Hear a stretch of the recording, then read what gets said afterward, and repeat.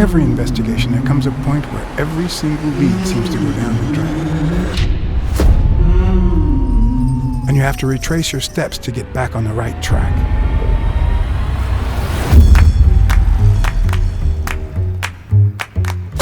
Bobby Yale, a boxer at Dunn's gym, disappeared 2 days ago. Did you call the police? No, only you. That case just might put me back in the game again. And I still wonder if I did the right thing. Promise me you won't take the law into your own hands. Couldn't we just talk it out? Wrong answer. John, I lost another one of my 9 lives. got many left?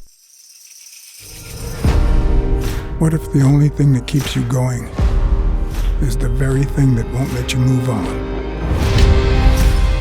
Here's my incredible plan. Never leave destiny in the hands of fate. This'll help you change your mind.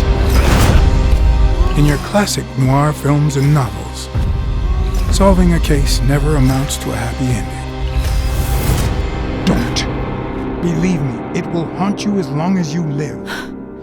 The detective is always left with a sense of bitterness. I'm gonna kill you! Ha! That's my boy.